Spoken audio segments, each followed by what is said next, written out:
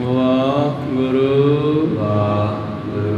ਗੁਰੂ ਨਾਨਕ ਪਦ ਪੰਕਜ ਬੰਦਨ ਪੰਕਜ ਬੰਦਨ ਸਿਮਰੋ ਅੰਗਦ ਦੁਖ ਨਿਕੰਦਨ ਗੁਰੂ ਅਮਰਦਾਸ ਹਿਰਦੈ ਨਿਤ ਧਿਆਉ ਹਿਰਦੈ ਨਿਤ ਧਿਆਉ ਸ਼੍ਰੀ ਗੁਰੂ ਰਾਮਦਾਸ ਗੁਣ ਗਾਉ ਗੁਰੂ ਅਰਜਨ ਬਿਗਨਨ ਕੇ ਨਾਸ਼ਕ ਬਿਗਨਨ ਕੇ ਨਾਸ਼ਕ ਸ਼੍ਰੀ ਹਰਿ ਗੋਬਿੰਦ ਸੁਮਤ ਪ੍ਰਗਾਸਕ ਸ਼੍ਰੀ ਹਰਿ ਰਾਏ ਨਮੋ ਕਰ ਜੋਰੀ ਨਮੋ ਕਰ ਜੋਰੀ ਸ਼੍ਰੀ ਹਰਿ ਕ੍ਰਿਸ਼ਨ ਮਨਾਉ ਬੋਰੀ ਗੁਰੂ ਤੇਗ ਬਹਾਦਰ ਪਰਮ ਕਿਰਪਾਲਾ ਪਰਮ ਕਿਰਪਾਲਾ ਸ਼੍ਰੀ ਗੁਰੂ ਗੋਬਿੰਦ ਸਿੰਘ ਵਿਸਾਲਾ ਤਰੋ ਤਰਾ ਪਰ ਪੁਨ ਪੁਨ ਸੀਸਾ ਪੁਨ ਪੁਨ ਸੀਸਾ ਮੰਦੋ ਬਾਰ ਬਾਰ ਜਗਦੀਸਾ ਏਕ ਓੰਕਾਰ ਸਤਿਗੁਰੂ ਪ੍ਰਸਾਦ ਸਚ ਹੋਏ ਵਾਹਿਗੁਰੂ ਜੀ ਕੀ ਫਤਿਹ ਹੈ ਵਿਘਨ ਵਿਨਾਸ਼ਨ ਸੋਏ ਵਾਹਿਗੁਰੂ ਜੀ ਕੀ ਫਤਿਹ ਹੈ ਵਿਘਨ ਵਿਨਾਸ਼ਨ ਸੋਏ ਦੋਹਰਾ ਜਬ ਚਿਤ ਸਾਤਿਸ ਬਿਦ ਕੋ ਪਹਿਓ ਤਬ ਸੰਚਤ ਜੁਤ ਮਨ ਜੜ ਗਿਓ ਜਿਵ ਮੰਦਰ ਜੁਤ ਚਲਿਓ ਅਨਾਜ ਪੁਨ ਅੰਕੁਰ ਨਹੀਂ ਉਪਰਾਜ ਵਾਹਿਗੁਰੂ ਜੀ ਕਾ ਖਾਲਸਾ ਵਾਹਿਗੁਰੂ ਜੀ ਕੀ ਫਤਿਹ। ਆਓ ਗੁਰੂ ਪਿਆਰੇ ਗੁਰੂ ਸਵਾਰੇ ਸਤਸੰਗੀ ਜਣੋ ਰੋਜ਼ਾਨਾ ਦੀ ਤਰ੍ਹਾਂ ਪਾਤਸ਼ਾਹ ਜੀ ਕੀ ਅਪਾਰ ਕਿਰਪਾ ਬਖਸ਼ਿਸ਼ ਦਾ ਸਦਕਾ ਪਿਛਲੇ ਪਹਿਰਾਂ ਦੇ ਦੀਵਾਨ ਸਜਾਉਂਦੇ ਹੋਏ ਆਪ ਜੀ ਗੁਰੂ ਚਰਨਾਂ ਵਿਖੇ ਹਾਜ਼ਰੀਆਂ ਲਵਾ ਰਹੇ ਹੋ। ਆਓ ਲੜੀਵਾਰ ਇਤਿਹਾਸ ਦੀ ਕਥਾ ਵਿਚਾਰ ਨਾਲ ਜੁੜਨਾ ਕਰੀਏ ਜੀ। ਆਪਾਂ ਵਿਚਾਰਾਂ ਸਰਵਣ ਕਰ ਰਹੇ ਸੀ ਜੋ ਭਾਈ ਸਾਹਿਬ ਭਾਈ ਦਇਆ ਸਿੰਘ ਜੀ ਨੇ ਕਰਮਾਂ ਦਾ ਪ੍ਰਾਵਧਾਨ ਦੱਸਿਆ ਕਿ ਕਰਮ ਜਿਹੜਾ ਹੈ ਉਹ ਕਿਵੇਂ ਬਣਦਾ ਹੈ, ਕਿਵੇਂ ਉਹ ਕਰਮ ਮਨੁੱਖ ਕਰਦਾ ਹੈ ਅਤੇ ਫਿਰ ਕਿਵੇਂ ਉਹ ਫਲ ਦਿੰਦਾ ਹੈ। ਇਹ ਵਿਚਾਰਾਂ ਪਿਛਲੇ ਦਿਨੀ ਆਪਾਂ ਸਰਵਣ ਕਰ ਰਹੇ ਸੀ। ਆਓ ਕੁਝ ਪਦੇ ਬਾਕੀ ਹਨ, ਫਿਰ ਅੱਗੇ ਨਵੀਂ ਸਾਖੀ ਚੱਲਦੀ ਹੈ, ਆਪਾਂ ਆਰੰਭ ਕਰਕੇ ਸਰਵਣ ਕਰਾਂਗੇ। ਉਸ ਤੋਂ ਪਹਿਲਾਂ ਆਪਣੀਆਂ ਅਤੇ ਦਾਸਾਂ ਦੀਆਂ ਗੁਰੂ ਚਰਨਾਂ ਵਿੱਚ ਲਵਾਓ ਹਾਜ਼ਰੀਆਂ। ਗੁਰੂ ਕਾ ਬਖਸ਼ਿਆ ਫਤਿਹ ਦਾ ਨਾਅਰਾ ਕਰੋ ਬੁਲੰਦ ਗੱਜ ਕੇ ਆਖੋ ਜੀ ਵਾਹਿਗੁਰੂ ਜੀ ਕਾ ਖਾਲਸਾ ਵਾਹਿਗੁਰੂ ਜੀ ਕੀ ਫਤਿਹ। ਦੋਹਰਾ ਜਬ ਚਿਤ ਸਾਤਿਤ ਬਿਦ ਕੋ ਬੇਹੋ ਤਬ ਸੰਚਤ ਜੁਤ ਮਨ ਜਲ ਗਿਓ। ਧੰਨ ਧੰਨ ਸਾਹਿਬ ਸ੍ਰੀ ਗੁਰੂ ਗੋਬਿੰਦ ਸਿੰਘ ਮਹਾਰਾਜ ਜੀ ਨੂੰ ਸਿੱਖਾਂ ਨੇ ਕਰਮਾਂ ਦੇ ਬਾਰੇ ਪੁੱਛਿਆ ਸੀ। ਮਹਾਰਾਜ ਕਰਮ ਕਿਵੇਂ ਕੰਮ ਕਰਦਾ ਹੈ ਅਤੇ ਕਿਵੇਂ ਕਰਮਾਂ ਦੇ ਫਲ ਤੋਂ ਬਚਿਆ ਜਾ ਸਕਦਾ। ਇੱਕ ਬਚਨ ਗੁਰਬਾਣੀ 'ਚ ਆਇਆ ਸੀਗਾ ਬਈ ਲੇਖ ਨ ਮਿਟੀ ਹੈ ਸਖੀ ਜੋ ਲਿਖਿਆ ਕਰਤਾਰ। ਜੋ ਸਾਡੇ ਕਰਮ ਕੀਤੇ ਹਨ ਉਹਨਾਂ ਦੇ ਲੇਖ ਜੋ ਲਿਖੇ ਗਏ ਉਹਨਾਂ ਨੂੰ ਭੋਗਣਾ ਹੀ ਪੈਣਾ, ਉਹ ਨਹੀਂ ਮਿਟਦੇ। ਰਾਜੇ ਨੂੰ ਇਹ ਬਚਨ ਸੁਣ ਕੇ ਸ਼ੰਕਾ ਹੋਇਆ, ਪਰ ਇੱਕ ਪ੍ਰਾਵਧਾਨ ਇਹਦਾ ਹੈ, ਹੱਲ ਹੈ ਬਈ ਗੁਰੂ ਉਹਨਾਂ ਲੇਖਾਂ ਨੂੰ ਮੇਟ ਸਕਦਾ ਜਿਵੇਂ ਉਹ ਰਾਜੇ ਦੇ ਮੇਟ ਕੇ ਦਿਖਾਏ। ਜਿਸ ਰਾਜੇ ਨੇ ਅੱਗੇ ਜਾ ਕੇ ਆਪਣੇ ਕਰਮਾਂ ਦਾ ਫਲ ਭੋਗਣ ਵਾਸਤੇ ਇੱਕ ਕੰਗਾਲਾਂ ਦੇ ਘਰੇ ਗਰੀਬਾਂ ਦੇ ਘਰੇ ਪੈਦਾ ਹੋਣਾ ਸੀ, ਸੂਰ ਚਾਰਨੇ ਸੀ, ਗਰੀਬੀ ਭੋਗਣੀ ਸੀ, ਪਰ ਸਤਿਗੁਰ ਦੀ ਸ਼ਰਨ ਆਉਣ ਕਰਕੇ ਉਸ ਦਾ ਉਹ ਕਰਮ ਜਿਹੜਾ ਸੀਗਾ ਇੱਕ ਸੁਪਨੇ ਦੇ ਵਿੱਚ ਹੀ ਲੰਘਾ ਦਿੱਤਾ। ਕੋ ਸਤਿਨਾਮ। ਗੁਰੂ ਕੋਲ ਤਾਕਤ ਹੈ, ਵੈਸੇ ਕਿਸੇ ਕੋਲ ਤਾਕਤ ਨਹੀਂ ਕਿ ਸਾਡੇ ਕਰਮਾਂ ਦੇ ਫਲ ਨੂੰ ਮੇਟ ਸਕੇ। ਕਰਮਾਂ ਦੇ ਫਲ ਨੂੰ ਕਿਵੇਂ ਮੇਟਦਾ? ਗੁਰੂ ਸਾਨੂੰ ਗਿਆਨ ਦੇ ਕੇ। ਅਗਿਆਨਤਾ ਵਿੱਚ ਬੰਦਾ ਕਰਮ ਕਰਦਾ ਹੈ, ਅਗਿਆਨਤਾ ਵਿੱਚ ਕੀਤੇ ਹੋਏ ਕਰਮ ਨੂੰ ਫਿਰ ਇਹ ਕਹਿੰਦਾ ਮੈਂ ਕੀਤਾ, ਮੈਂ ਕਰੂੰਗਾ, ਮੇਰੇ ਬਿਨਾਂ ਕਿਵੇਂ ਹੋ ਜਾਊਗਾ। ਔਰ ਗੁੱਸੇ ਦੇ ਵਿੱਚ ਆ ਕੇ ਲੜਾਈਆਂ ਵੀ ਕਰ ਲੈਂਦਾ ਅਗਿਆਨਤਾ ਵਸ। ਫਿਰ ਉਸ ਦਾ ਫਲ ਇਹ ਭੋਗਣਾ ਪੈਂਦਾ। ਗੁਰੂ ਗਿਆਨ ਦੇ ਦਿੰਦਾ, ਛੱਡ ਇਹਨਾਂ ਗੱਲਾਂ 'ਚ ਕੀ ਰੱਖਿਆ, ਸਮਝ ਜਾਂਦਾ। ਅਤੇ ਬੰਦਾ ਥੋੜ੍ਹੇ ਸਮੇਂ ਦੇ ਲਈ ਅਗਰ ਗੁੱਸੇ ਨੂੰ ਰੋਕ ਲਵੇ ਤੇ 2 ਮਿੰਟਾਂ ਦੇ ਬਾਅਦ ਉਹ ਖਤਮ ਹੋ ਜਾਂਦੀ ਹੈ ਕਹਾਣੀ, ਅਤੇ ਇਹ ਕਰਮ ਨਹੀਂ ਬਣਦਾ। 5 ਪਿਆਰਿਆਂ 'ਚ ਭਾਈ ਸਾਹਿਬ ਭਾਈ ਦਇਆ ਸਿੰਘ ਜੀ ਦੱਸ ਰਹੇ ਸਨ ਕਿ ਜਦੋਂ ਸਾਡਾ ਚਿੱਤ ਸੱਤ ਨਾਲ ਜੁੜ ਜਾਂਦਾ, ਇਹ ਜਦੋਂ ਚਿੱਤ ਵਿੱਚ ਸੱਚ ਆ ਜਾਂਦਾ, ਦਿਮਾਗ ਵਿੱਚ ਸੁਰਤੀ ਵਿੱਚ ਸੱਚ ਆ ਜਾਂਦਾ, ਤਬ ਜਿਹੜਾ ਹੈ ਤਬ ਸੰਚਿਤ ਜੁਤ ਮਨ ਜਲ ਗਏ। ਅਤੇ ਮਨ ਸਮੇਤ ਪਿਛਲੇ ਕੀਤੇ ਹੋਏ ਕਰਮਾਂ ਸਮੇਤ ਸੜ ਜਾਂਦਾ ਜਦੋਂ ਬੰਦਾ ਸੱਚ 'ਤੇ ਚੱਲ ਪਿਆ। ਜਿਵੇਂ ਸੱਜਣ ਠੱਗ ਨੂੰ ਪਾਤਸ਼ਾਹ ਜੀ ਨੇ ਜਦੋਂ ਤਸਵੀਰ ਦਿਖਾਈ ਉਹਦੇ ਕੀਤੇ ਹੋਏ ਕਰਮਾਂ ਦੀ, ਅਤੇ ਫਿਰ ਉਹਨਾਂ ਦੇ ਫਲ ਕਿਵੇਂ ਭੋਗਣੇ ਪੈਣਗੇ। ਤਪਦੇ ਥੰਮਾਂ ਨਾਲ ਬੰਨਿਆ ਜਾਵੇਗਾ, ਤੇਲ ਵੀ ਸਾੜਿਆ ਜਾਵੇਗਾ, ਜੇ ਵੋ। ਫਿਰ ਉਹ ਮਾਫੀਆਂ ਮੰਗਦਾ, ਜੀ ਮੈਨੂੰ ਬਚਾਓ, ਕਿਵੇਂ ਬਚਾ ਸਕਦੇ ਹੋ। ਅਤੇ ਪਾਤਸ਼ਾਹ ਕਹਿੰਦੇ ਗਾਹਾਂ ਤੋਂ ਇਹ ਕੰਮ ਛੱਡ ਦੇ, ਬਸ ਬਚ ਜਾਵੇਗਾ। ਗਾਹਾਂ ਤੋਂ ਇਹ ਪੁੱਠੇ ਕੰਮ ਕਰਨੇ ਛੱਡ ਦੇ, ਪਿਛਲੇ ਕਰਮਾਂ ਦਾ ਫਲ ਖਤਮ ਹੋ ਜਾਵੇਗਾ, ਨਵੇਂ ਨਾ ਕਰੀ। ਅਤੇ ਸੱਜਣ ਠੱਗ ਵਾਕਿਆ ਹੀ ਸੱਜਣ ਬਣਾ ਦਿੱਤਾ। ਕੋ ਸਤਨਾਮ ਸ੍ਰੀ। ਅਤੇ ਜਦੋਂ ਬੰਦਾ ਇੱਕ ਚੋਰ ਜਿਹਨੇ ਪਿੱਛੇ ਬੜੀਆਂ ਚੋਰੀਆਂ ਕੀਤੀਆਂ ਹੋਣ ਪਰ ਹਜੇ ਫੜਿਆ ਨਾ ਗਿਆ ਹੋਵੇ, ਅਤੇ ਜੇ ਨਾ ਹਟੇ ਚੋਰੀਆਂ ਕਰੋ ਤਾਂ ਇੱਕ ਦਿਨ ਤਾਂ ਫੜਿਆ ਜਾਵੇਗਾ ਨਾ। ਅਤੇ ਜੇ ਕਿਸੇ ਮਹਾਂਪੁਰਸ਼ ਦੇ ਆਖੇ ਲਾ ਕੇ ਚੋਰੀਆਂ ਛੱਡ ਜਾਵੇ ਅਤੇ ਗਾਹਾਂ ਤੋਂ ਉਹਨੂੰ ਸ਼ਾਇਦ ਪਿਛਲੀਆਂ ਚੋਰੀਆਂ ਦੇ ਫਲ ਵੀ ਨਾ ਭੋਗਣੇ ਪੈਣ, ਬਚ ਜਾਂਦਾ ਹੈ। ਜਿਸ ਤਰ੍ਹਾਂ ਭਾਈ ਸਾਹਿਬ ਭਾਈ ਬਿਧੀ ਚੰਦ ਜੀ ਪਹਿਲਾਂ ਚੋਰ ਸੀ, ਔਰ ਇੱਕ ਦਿਨ ਉਹਨਾਂ ਨੇ ਗੁਰੂ ਪਿਆਰਿਓ ਇੱਕ ਮਹਾਂਪੁਰਸ਼ਾਂ ਦੀ ਸੰਗਤ ਕੇਲੀ, ਭਾਵੇਂ ਕਿ ਉਹ ਬਚਣ ਵਾਸਤੇ ਹੀ ਆਇਆ ਸੀਗਾ।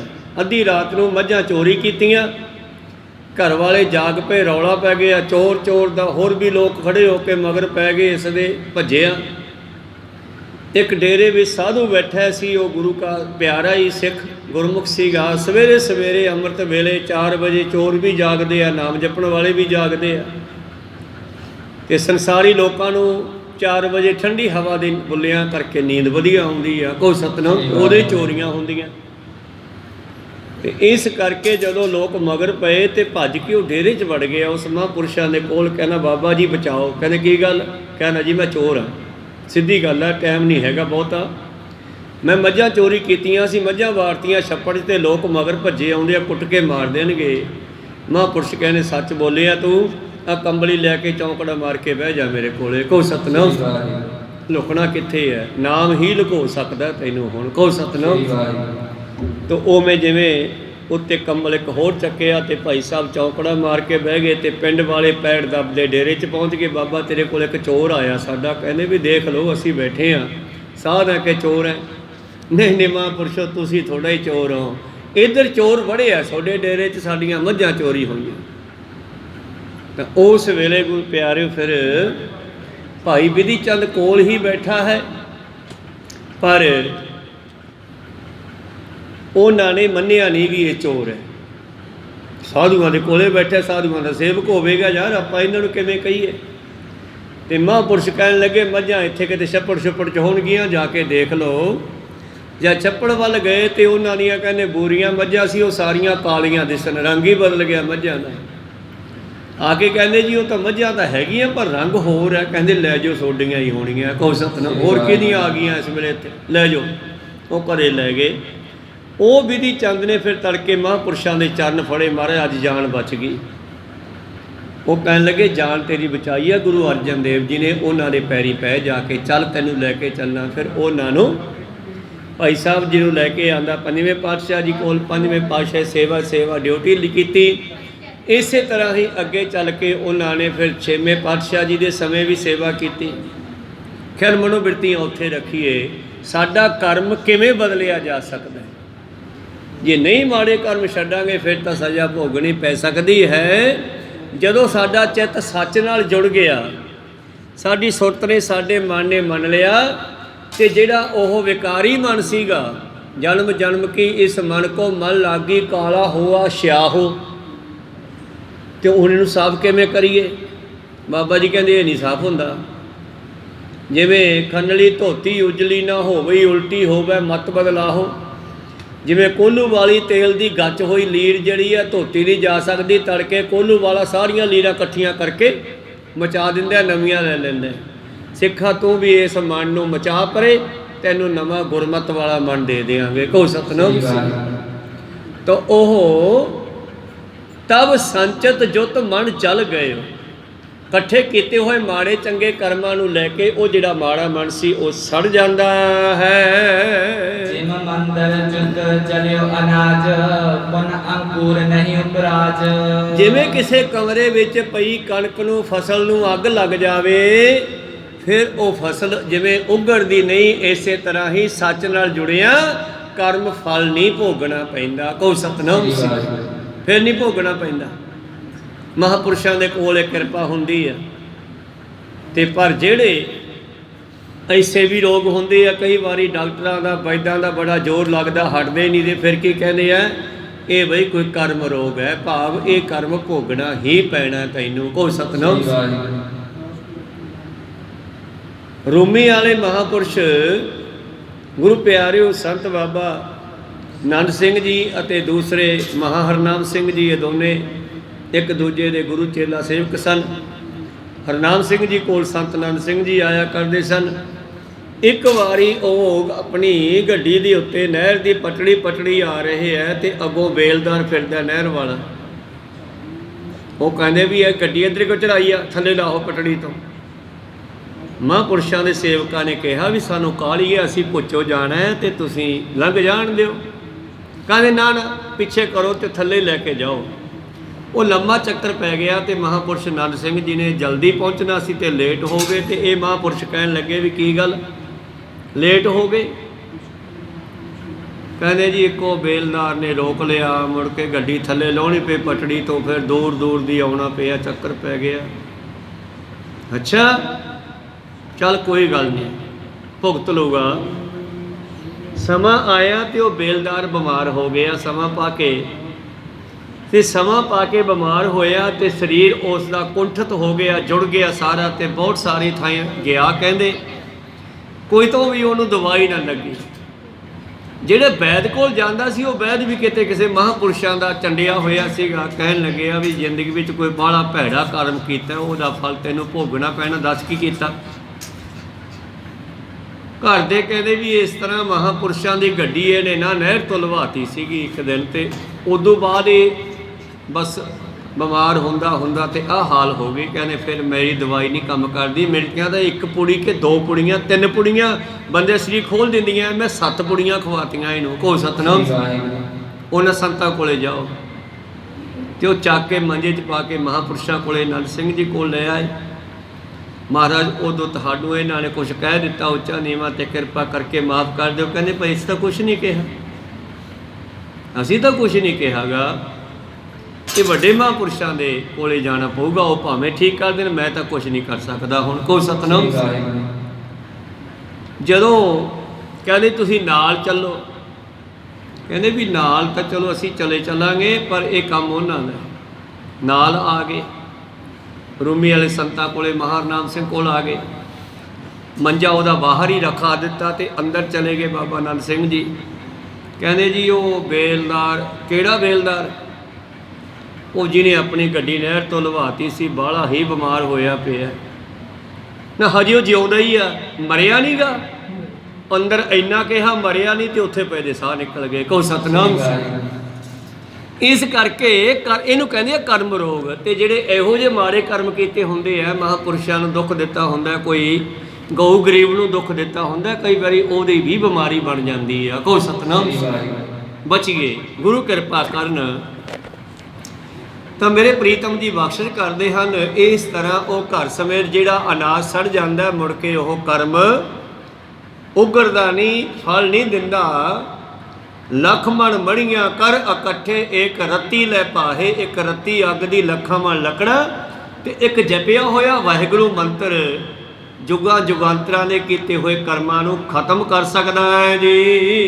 किरे मान जो कर्म कराही ज्ञानी के उपजन सो नाही। ਔਰ ਕਿਰੇਮਾਨ ਜਿਨ੍ਹਾਂ ਦਾ ਅੱਗੇ ਜਾ ਕੇ ਫਲ ਭੋਗਣਾ ਪੈਣਾ। ਜਿਵੇਂ ਮੰਨ ਲਓ ਕਿਸੇ ਨੇ ਗੁੱਸੇ ਵਿੱਚ ਆ ਕੇ ਤੀਰ ਕੱਢਿਆ ਕਮਾਨ ਚੋਂ, ਆਪਣੇ ਭੱਥੇ ਚੋਂ ਕੱਢਿਆ, ਕਮਾਨ ਤੇ ਚੜਾਇਆ, ਛੱਡਣਾ ਸੀ ਪਰ ਅੰਦਰ ਗਿਆਨ ਦਾ ਸ਼ਬਦ ਚੱਲ ਗਿਆ ਵੀ ਚੱਲ ਛੱਡ ਯਾਰ, ਤਾਂ ਉਸ ਨੇ ਉਹ ਤੀਰ ਵਾਪਸ ਭੱਥੇ ਵਿੱਚ ਪਾ ਲਿਆ, ਉਹ ਆਪਣਾ ਕਰਮ ਕਰਨ ਤੋਂ ਬਚ ਗਿਆ। ਕੋ ਸਤਨਾਮ ਸਿੰਘ।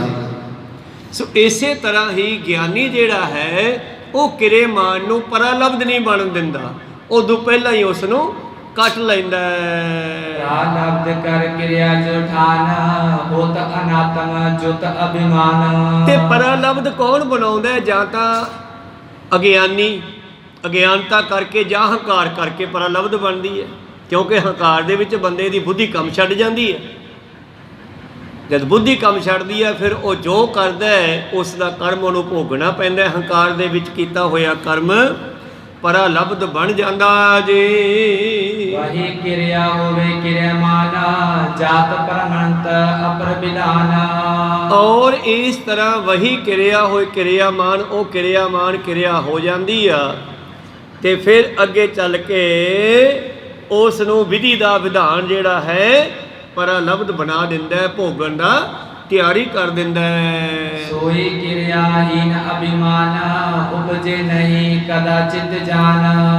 ਜੇ ਇਸੇ ਕਿਰਿਆ ਨੂੰ ਕਰਦੇ ਹੋਏ ਬੰਦਾ ਹੰਕਾਰ ਨਾ ਕਰੇ, ਜਿਵੇਂ ਬਾਣੀ ਕਹਿੰਦੀ ਆ ਨੇਕੀ ਕਰ ਦਰਿਆ ਮੇ ਡਾਲ, ਹਾਤਮ ਤਾਈ ਕਹਿੰਦਾ ਹੈ, ਬਾਣੀ ਕਹਿੰਦੀ ਹੈ ਕਰਮ ਕਰਤ ਹੋਵੇ ਨਿਹਕਾਮੀ। ਤੁਸੀਂ ਬਹੁਤ ਸੇਵਾ ਕਰਦੇ ਹੋ, ਬਹੁਤ ਕੁਝ ਕਰਦੇ ਹੋ, ਪਰ ਜੇ ਤੁਹਾਡੇ ਅੰਦਰ ਨਿਸ਼ਕਾਮਤਾ ਆ ਗਈ, ਤੁਹਾਡੇ ਅੰਦਰ ਹੰਕਾਰ ਨਹੀਂ ਆਇਆ ਵੀ ਮੈਂ ਕਰਦਾ, ਮੈਂ ਇੰਨਾ ਕੁਝ ਕਰਦਾ, ਇਹ ਚੀਜ਼ ਨੂੰ ਤੁਸੀਂ ਨੈਗੇਟਿਵ ਕਰਤਾ, ਸੋਚਿਆ ਹੀ ਨਹੀਂ ਦਿਮਾਗ ਦੇ ਵਿੱਚ, ਚੱਕਿਆ ਸੌਦਾ ਲੰਗਰ 'ਚ ਪਾ ਗਏ, ਤੇਰਾ ਤੁਝ ਕੋ ਸੌਂਪਤੇ ਕਿਆ ਲਾਗਾ ਮੇਰਾ, ਮੇਰਾ ਮੁਝ ਮੇ ਕਿਛ ਨਹੀਂ ਕੋ ਜੋ ਕੁਛ ਹੈ ਸੋ ਤੇਰਾ। ਜੇ ਇਸ ਤਰ੍ਹਾਂ ਦਾ ਜੀਵਨ ਬਣ ਗਿਆ ਫਿਰ ਤੁਹਾਨੂੰ ਨਾ ਚੰਗੇ ਕਰਮ ਨਾ ਮਾੜੇ ਕਰਮ ਇਹ ਦੋਨੇ ਹੀ ਭੋਗਣੇ ਨਹੀਂ ਪੈਣਗੇ। ਉਪਜੈ ਨਹੀਂ ਕਰਾਚਿਤ ਜਾਣ, ਇਹ ਸੱਚੀ ਗੱਲ ਜਾਣੋ, ਫਿਰ ਕਦੇ ਵੀ ਉਹਦਾ ਫਲ ਭੋਗਣਾ ਨਹੀਂ ਪੈਂਦਾ ਜੀ। प्रारब्ध ते हुए क्रियमान भोजन रूप क्रिया जिम ठान। ਔਰ ਪਰਾਲਬਧ ਜਿਵੇਂ ਹੁਣ ਆ ਪਿੱਛੇ ਦਿਹਾੜੇ ਨਿਕਲੇ, ਇਸੇ ਪਰਾਲਬਧ ਨਾਲ ਹੀ ਜੋੜ ਕੇ ਦੇਖ ਲਈਏ ਆਪਾਂ। ਇੰਦਰਾ ਗਾਂਧੀ ਨੇ ਗੁਰੂ ਪਿਆਰਿਓ ਉਹਨਾਂ ਸਮਿਆਂ ਦੇ ਵਿੱਚ ਫੈਸਲਾ ਲਿਆ ਹਰਿਮੰਦਰ ਸਾਹਿਬ ਦੇ ਉੱਤੇ ਅਟੈਕ ਕਰਨ ਦਾ, ਪਰ ਜਿਨ੍ਹਾਂ ਨੇ ਉਹਨਾਂ ਸਮਿਆਂ ਦੇ ਵਿੱਚ ਇਹ ਕਿਰਿਆ ਕੀਤੀ ਅਣਹੱਕਿਆਂ ਨੂੰ ਮਾਰਨ ਦੀ, ਤੇ ਕੀ ਉਹਨਾਂ ਦੇ ਕਰਮ ਫਲ ਨਹੀਂ ਬਣ ਗਏ? ਉਹ ਭੋਗਣਗੇ ਨਹੀਂ।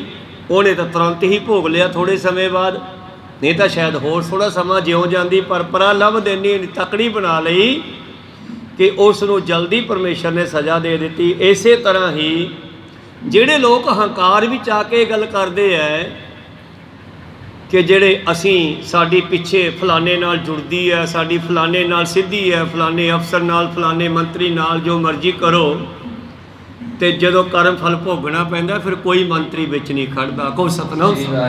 ਇਹਨਾਂ ਦਿਨਾਂ ਵਿੱਚ ਹੀ ਮੈਂ ਜੋ ਕਹਾਣੀਆਂ ਸੁਣੀਆਂ, ਇੱਕ ਐਸਾ ਵੀ ਕਮਾਂਡਰ ਸੀਗਾ ਫੌਜ ਨੇ, ਜਦ ਹਰਿਮੰਦਰ ਸਾਹਿਬ ਦੇ ਵਿੱਚ ਐਂਟਰ ਹੋਣਾ ਸੀ ਨਾ, ਕੋਈ ਕਮਾਂਡਰ ਅੰਦਰ ਐਂਟਰ ਹੋਣ ਨੂੰ ਤਿਆਰ ਨਹੀਂ ਸੀਗਾ, ਤੇ ਕਮਾਂਡਰ ਅੱਗੇ, ਜਰਨੈਲ ਅੱਗੇ ਵਧੇ ਤੇ ਫੌਜ ਅੱਗੇ ਵਧੇ, ਤੇ ਕੋਈ ਅੱਗੇ ਵਧਣ ਨੂੰ ਤਿਆਰ ਨਹੀਂ ਸੀ। ਤੇ ਇੱਕ ਹੰਕਾਰੀ ਸੀ ਵੀ ਸਰਦਾਰ ਪੰਜਾਬੀ, ਉਹ ਕਹਿੰਦਾ ਮੈਂ ਵੜਦਾ ਅੰਦਰ, ਤੇ ਗਾਂ ਸਿੰਘ ਵੀ ਖੜੇ ਸੀ ਸੋਟੇ ਲੈ ਕੇ, ਉਹ ਵੀ ਕਹਿੰਦੇ ਵੜ ਕੇ ਦਿਖਾਓ ਗੇਟ ਤੋਂ ਗਾਹਾਂ ਪੈਰ ਧਰੋ। ਤੇ ਜਦੋਂ ਹੀ ਉਸ ਨੇ ਅੱਗੇ ਪੈਰ ਧਰਿਆ ਤੇ ਉਸ ਨੇ ਸਿੰਘਾਂ ਨੇ ਉਹਦੀਆਂ ਲੱਤਾਂ ਦੋਨੇ ਗੋਡਿਆਂ ਕੋਲੋਂ ਭੰਨ ਦਿੱਤੀਆਂ, ਹਜੇ ਤੱਕ ਮੰਜੇ 'ਚ ਪਿਆ ਲਮਕੀ ਜਾਂਦਾ। ਕੋ ਸਤਨਾਮ। ਇਹ ਕਰਮ ਫਲ ਹੀ ਹੈ। ਔਰ ਹੁਣ ਉਹ ਪਛਤਾਉਂਦਾ ਹੈ ਕਿ ਮੈਂ ਬਹੁਤ ਵੱਡੀ ਗਲਤੀ ਕੀਤੀ, ਮੈਂ ਇੱਕ ਸਿੱਖ ਹੋ ਕੇ, ਭਾਵ ਪੰਜਾਬੀ ਹੋ ਕੇ, ਸਿੱਖ ਤਾਂ ਮੈਂ ਇਸ ਕਰਕੇ ਕਹਤਾ ਵੀ ਉਹਦੇ ਪੱਗ ਬੰਨੀ ਸੀ, ਜੂੜਾ ਸੀ, ਸਭ ਕੁਝ ਸੀ, ਸਰਦਾਰ ਸੀ ਉਹ। ਤੇ ਇਸ ਕਰਕੇ ਗੁਰੂ ਪਿਆਰਿਓ ਉਹ ਜਿਹੜਾ ਅੱਜ ਤੱਕ ਉਹ ਮੰਜੇ 'ਚ ਪਿਆ ਭੋਗ ਰਿਹਾ। ਹੋਰ ਵੀ ਉਹਨਾਂ ਸਮਿਆਂ ਦੇ ਜਿਹੜੇ ਫੌਜਾਂ ਦੇ ਕਰਨਲ ਜਰਨਲ ਸੀ ਨਾ, ਤੇ ਇੱਕ ਦੀ ਤਾਂ ਲੜਕੀ ਜਿਹੜੀ ਕਿਸੇ ਨਾਲ ਭੱਜ ਗਈ ਬਾਹਰਲੇ ਅਫਰੀਕੀ ਨਾਲ, ਔਰ ਉਹ ਅੱਗੇ ਜਾ ਕੇ ਨਸ਼ਾ ਖਾਂਦੇ ਸੀ, ਹੁਣ ਮਰ ਗਈ ਨਸ਼ਾ ਖਾ ਕੇ, ਮੁੰਡਾ ਵੀ ਉਸ ਦਾ ਮਰ ਗਿਆ, ਉਹ ਵੀ ਕੋਠੀ ਵਿੱਚ ਇਕੱਲਾ ਹੀ ਪਿਆ ਮੰਜੇ 'ਚ ਲਮਕਦਾ। ਮਤਲਬ ਪਰਮੇਸ਼ਰ ਦਿਖਾਉਂਦਾ ਵੀ ਦੇਖ ਤੂੰ ਇੱਕ ਧਰਮ ਦੇ ਉੱਤੇ ਇਸ ਤਰ੍ਹਾਂ ਹਮਲਾ ਕਰਵਾਇਆ, ਕਮਾਂਡਰ ਬਣ ਕੇ ਅੱਗੇ ਹੋ ਕੇ, ਇਹਨੂੰ ਭੋਗ ਤੈਨੂੰ ਮੈਂ ਇੱਥੇ ਵਿਖਾ ਦਿਆਂ, ਹੋਰ ਵੀ ਦੇਖ ਲੈਣਗੇ ਵੀ ਮਾੜੀ ਦੀ ਕੀਤੀ ਦਾ ਫਲ ਇੱਦਾਂ ਭੋਗਣਾ ਪੈਂਦਾ। ਕਈ ਵਾਰੀ ਪਰਮੇਸ਼ਰ ਵਿਖਾਉਂਦਾ। ਤੇ ਜੇ ਸਦਨੇ ਦੀ ਗੱਲ ਕਰੀਏ ਤੇ ਸਦਨਾ ਕਸਾਈ ਸੀਗਾ, ਤੇ ਸਦਨੇ ਕਸਾਈ ਦੇ ਕੋਲ ਜਿਸ ਵੇਲੇ ਅੱਧੀ ਰਾਤ ਨੂੰ ਰਾਜੇ ਦੇ ਘਰ ਕੋਈ ਰਿਸ਼ਤੇਦਾਰ ਆਏ ਤੇ ਕਹਿੰਦੇ ਵੀ ਮੀਟ ਬਣਾਉਣਾ, ਤੇ ਜਾਂ ਮੀਟ ਲੈ ਕੇ ਆਓ ਜਾ ਕੇ, ਸਦਨੇ ਦੇ ਕੋਲ ਗਏ। ਸਦਨੇ ਨੂੰ ਕਹਿਣ ਲੱਗੇ ਵੀ ਮੀਟ ਚਾਹੀਦਾ 2 ਕਿਲੋ। ਉਹ ਦਿਨ ਵਾਲਾ ਬੱਕਰਾ ਕਹਿੰਦੇ ਵੱਢਿਆ ਸੀ ਜਿਹੜਾ, ਉਹ ਖਤਮ ਹੋ ਗਿਆ ਸੀਗਾ, ਜਿਉਂਦਾ ਖੜਾ ਸੀਗਾ। ਤੇ ਜਿਸ ਵੇਲੇ ਉਹ ਬੱਕਰੇ ਦੇ ਦਾਲੇ ਹੋਇਆ ਬਈ ਜੇ ਧੌਣ ਵੱਢ ਕੇ ਇਹਨੂੰ ਛਿੱਲ ਤਾਂ ਹੁਣੇ ਹੀ ਤੜਕੇ ਨੂੰ ਬੇਹਾ ਹੋ ਜਾਣਾ, ਇਹਨੂੰ ਛਿੱਲਾਂਗੇ ਤਾਂ ਤੜਕੇ ਇਹਦੀ ਪਿਛਲਾ ਪੱਟ, ਪਿਛਲੀ ਲੱਤ ਵੱਢ ਕੇ ਦੇ ਦਿੰਨੇ ਆ।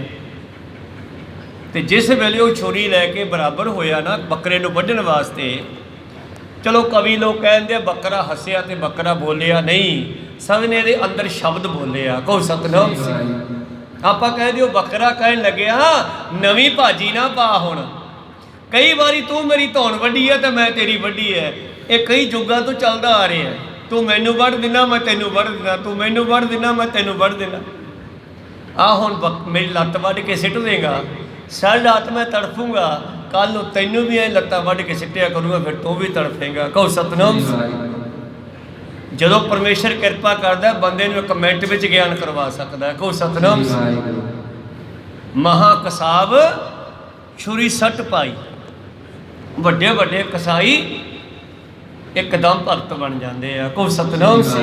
ਜੇ ਪਰਮੇਸ਼ਰ ਕਿਰਪਾ ਕਰੇ ਤੇ ਸਦਨਾ ਪਹਿਲਾਂ ਤਾਂ ਡਰਦਾ ਸੀਗਾ ਵੀ ਯਾਰ ਰਾਜੇ ਨੂੰ ਕਿਵੇਂ ਜਵਾਬ ਦੇਵਾਂ, ਪਰ ਜਦ ਨਿਰਭਉ ਪਰਮੇਸ਼ਰ ਨੇ ਕਿਰਪਾ ਕੀਤੀ, ਜਨ ਨਿਰਭਉ ਜਨ ਹਰ ਨਿਰਭਉ ਧਿਆਇਆ ਜੀ ਤਿਨਕਾ ਭਉ ਸਭ ਗਵਾਸੀ, ਨਿਡਰ ਹੋ ਗਿਆ। ਔਰ ਰਾਜੇ ਦੇ ਬੰਦੇ ਨੂੰ ਕਹਿੰਦਾ ਜਾ ਕੇ ਕਹਿੰਦੇ ਰਾਜੇ ਨੂੰ ਸਦਨਾ ਮਰ ਗਿਆ, ਹੁਣ ਕਸਾਈ ਨਹੀਂ ਰਿਹਾ। ਕਹੋ ਸਤਿਨਾਮ। ਉਹ ਕਸਾਈ ਸਦਨਾ ਮਰ ਗਿਆ ਤੇ ਜਿਉਂਦੇ ਬੱਕਰੇ ਸਭ ਛੱਡ ਦਿੱਤੇ, ਭਗਤੀ ਉੱਥੋਂ ਹੀ ਸ਼ੁਰੂ ਹੋ ਗਈ ਉਸ ਦੀ। ਕਹੋ ਸਤਿਨਾਮ। ਇਹ ਹੈ ਕਿੰਨੇ ਵੱਡੇ ਬੱਕਰੇ, ਪਰ ਜਿੱਦੇ ਗਿਆਨ ਹੋ ਗਿਆ ਉਹਦੇ ਕਸਾਈਪਣਾ ਛੱਡਤਾ, ਪਿਛਲੇ ਸਾਰੇ ਕਰਮ ਫਲ ਭੋਗਣ ਤੋਂ ਬਚ ਗਿਆ। ਕਹੋ ਸਤਿਨਾਮ। ਜੇ ਨਾ ਛੱਡਦਾ ਫਿਰ ਭੋਗਣੇ ਪੈਣੇ ਸੀ। ਇਸ ਕਰਕੇ ਪ੍ਰੀਤਮ ਜੀ ਕਹਿੰਦੇ ਹਨ ਪ੍ਰਾਲਬਧ ਕੋ ਰੂਪੇ ਸੋਏ, ਭੋਜਨ ਕਰੇ ਪੁਸ਼ਟਤਾ ਜੋਏ। ਸੋ ਪਰਲਭ ਤੇ ਹੋਏ ਕਿਰਮਾਨ, ਭੋਜਨ ਰੂਪ ਕਿਰਿਆ ਜੇ ਮਹਾਨ। ਇਸੇ ਤਰ੍ਹਾਂ ਇਹ ਕਿਰਿਆ ਜਿਹੜੀ ਹੈ ਹੰਕਾਰ ਰਹਿਤ ਕੀਤੀ ਜਾਵੇ। ਚੰਗੇ ਕਰਮ ਕਰਦੇ ਹੋ ਨਾ, ਬਸ ਉਹ 'ਚ ਹੰਕਾਰ ਨਾ ਆਵੇ, ਮਾਣ ਨਾ ਆਵੇ, ਤੇ ਉਹਦਾ ਫਲ ਤੁਹਾਨੂੰ ਜਿਹੜਾ ਹੈ ਚੰਗਾ ਮਿਲੇਗਾ। ਪਰ ਜੇ ਤੁਸੀਂ ਨਹੀਂ ਚਾਹੁੰਦੇ ਤਾਂ ਨਹੀਂ ਭੋਗਣਾ ਪਵੇਗਾ, ਕਿਉਂਕਿ 2 ਤਰ੍ਹਾਂ ਦੇ ਕਰਮ ਸਾਨੂੰ ਭੋਗਣੇ ਪੈਂਦੇ ਆ, ਸੁੱਖ ਰੂਪ 'ਚ ਤੇ ਦੁੱਖ ਰੂਪ 'ਚ। ਸੁੱਖ ਰੂਪ 'ਚ ਭੋਗਣ ਵਾਸਤੇ ਵੀ ਜਨਮ ਚੱਕਣਾ ਪਊਗਾ ਤੇ ਦੁੱਖ ਰੂਪ 'ਚ ਭੋਗਣ ਵਾਸਤੇ ਵੀ ਜਨਮ ਚੱਕਣਾ ਪਊਗਾ। ਜਿਵੇਂ ਸੋਨੇ ਦੀ ਬੇੜੀ ਹੋਵੇ ਤੇ ਚਾਹੇ ਲੋਹੇ ਦੀ ਹੋਵੇ, ਦੋਹੇ ਹੀ ਬੰਧਨ ਹਨ। ਕਹੋ ਸਤਿਨਾਮ। ਦੋਨੇ ਬੰਧਨ ਹੈ। ਇਸ ਕਰਕੇ ਨਾਮ ਜਿਹੜਾ ਹੈ ਇਹ ਦੋਨੇ ਕਰਮਾਂ ਨੂੰ ਖਤਮ ਕਰਕੇ, ਜੀਵ ਨੂੰ ਸੁੱਧ ਕਰਕੇ ਪਰਮੇਸ਼ਰ ਵਿੱਚ ਮਿਲਾ ਦਿੰਦਾ ਹੈ। ਜਮਨਾ ਮਰਨਾ ਚੱਕਰ ਆਉਣਾ ਹੀ ਖਤਮ ਕਰ ਦਿੰਦਾ ਹੈ। ਇਸ ਕਰਕੇ ਪਰਾਲਭ ਤੇ ਹੋਏ ਕਿਰਮਾਨ, ਪਰਾਲਭ ਤੋਂ ਫਿਰ ਕਿਰਿਆ ਬਣ ਜਾਂਦੀ ਹੈ। ਪਰਾਲਬਧ ਹੈ ਅਮੀਰੀ ਦੇ ਵਿੱਚ ਆ ਗਿਆ, ਪਰਾਲਬਧ ਸੀਗੀ ਰਾਜ ਮਿਲ ਗਿਆ, ਕਿਤੇ ਤਪ ਕੀਤਾ ਹੋਣਾ, ਤਪੱਸਿਆ ਭਜਨ ਕੀਤਾ ਹੋਣਾ, ਤਪੋ ਰਾਜ ਪਰਾਲਬਧ ਬਣ ਗਈ ਨਾ, ਰਾਜ ਮਿਲ ਗਿਆ।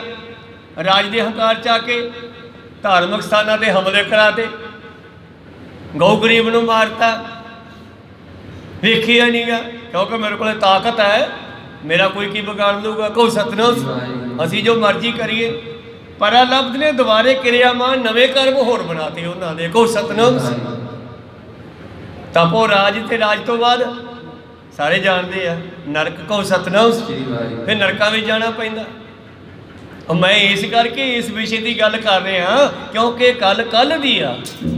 ਕੱਲ ਆਪਾਂ ਨੂੰ ਸਾਲ ਬਾਅਦ 37 ਸਾਲ ਬਾਅਦ ਦੁਬਾਰਾ ਫਿਰ ਉਹ ਯਾਦ ਆਈ, ਸਾਡੇ ਜ਼ਖਮ ਫਿਰ ਹਰੇ ਹੋਏ। ਤਾਂ ਹਜੇ ਵੀ ਸਾਡੇ ਜ਼ਖਮਾਂ ਦੇ ਲੂਣ ਛਿੜਕਣੋਂ ਨਹੀਂ ਹਟਦੇ। ਕਹੋ ਸਤਿਨਾਮ।